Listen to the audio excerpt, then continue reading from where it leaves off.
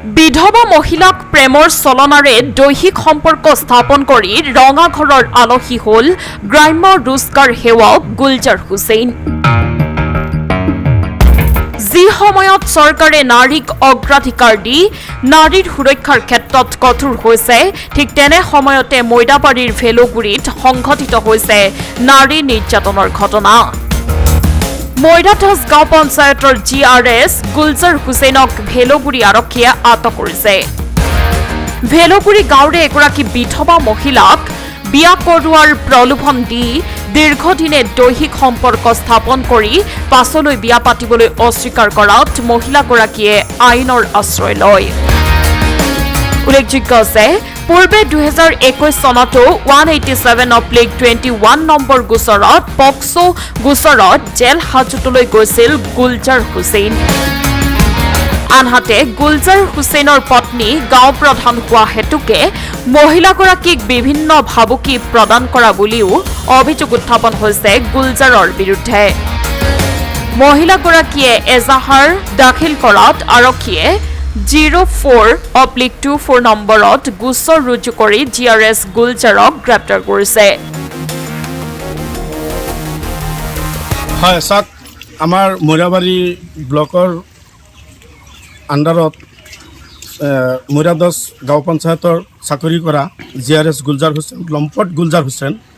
আজি চাওক, আমাৰ এই গোটেই বেলগুৰি গাঁৱত আজি কিছুদিন পূৰ্বে আমাৰ ইটাভাটাত কাম কৰি থকা এজন কৰ্মৰত ইটাভাটাৰ কৰ্মচাৰী, তেওঁৰ ছোৱালী এজনী 12-13 বছৰ বয়সীয়া।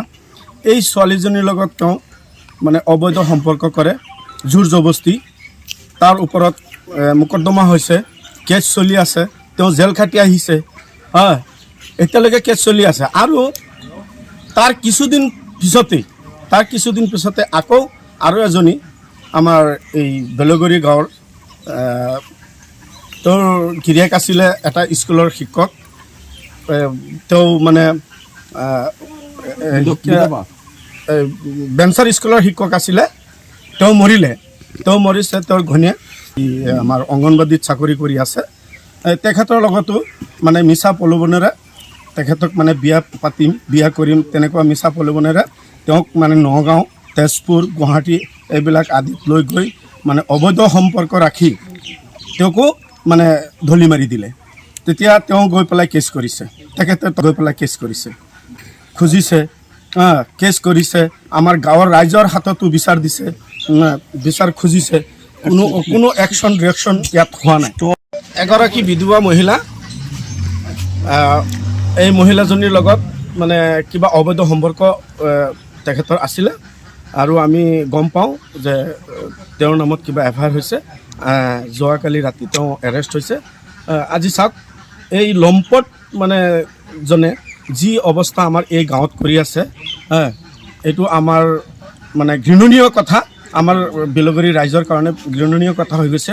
ইয়াৰ উপযুক্ত শাস্তি আমি বিচাৰোঁ আৰু ইয়াৰ বিচাৰ লাগে। আমি অসম চৰকাৰৰ ওচৰত আমি মানে প্ৰত্যক্ষভাৱে আমি জনাওঁ যে এই লম্পটজনক, এই GRS লম্পটজনক যাতে উপযুক্ত বিচাৰ কৰে। আমাৰ ছোৱালী কিমান চনত? 2021 তাৰ কামে এইটো নেকি?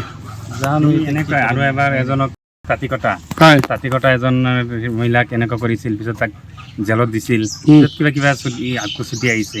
আহি পেলাই এইজন মানুহৰ ছোৱালী, সৰু ছোৱালীজনী এই 14-15 বছৰমান হৈছে, এইজন ছোৱালীক আকৌ ৰেপ কৰিছে। ৰেপ কৰিলে তেখেতে জেলত দিয়া হৈছিল। তেখেতে ছুটি পেলাই আহিছে মানে এতিয়া কেছটো আছে, সি হাজিৰ হৈ আছে। তাৰপিছত আকৌ এবাৰ এই আমাৰ বেলগুৰিতে এজন মহিলাৰ লগত কিবা কিবি আকৌ জেং হৈছে। জেং হ'লে এইটোৰ কিবা কেছ এটা কৰিছিল না কি কৰিছিল সেইটোতো আমি নাজানো। সেইটো কেছটো এতিয়া আছে না নাছে সেইটো আমি নাজানো। কিন্তু এতিয়া সি এনেকৈ মানুহ, এইটো একদম মানে কি ক'ম, তাক এনেকুৱা জেল দিব লাগে নহয়, একদম জীৱনত জেল দিব লাগে। মই শুনিছোঁ বিয়া কৰিব বুলি। ছোৱালীজনী মানে শিক্ষক, বিবাহিত আছিল।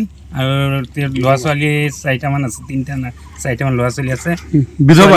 বিধৱা মহিলাজন, তাক এই অংগনবাদী শিক্ষক, অংগনবাদীৰ প্ৰধান শিক্ষক। গুলজাৰে কি কৰে? গুলজাৰ GRS। তাৰ গিৰিয়েক আকৌ ঘৈণীয়েক? ঘৈণীয়েক মেম্বৰ হেৰি গাঁওবুঢ়া আমাৰ গাঁৱৰ কিবা হ'লে আকৌ গাঁওবুঢ়া সি ওলাই যায় যে ইটো কৰিম সিটো কৰিম গাঁওবুঢ়া নিজে ওলাই যায় মহিলাজনী সি আগতে ওলাই যায় এই মতা মানুহটো ওচৰত আহিব নোৱাৰে সি জান টান যি কি কৰিব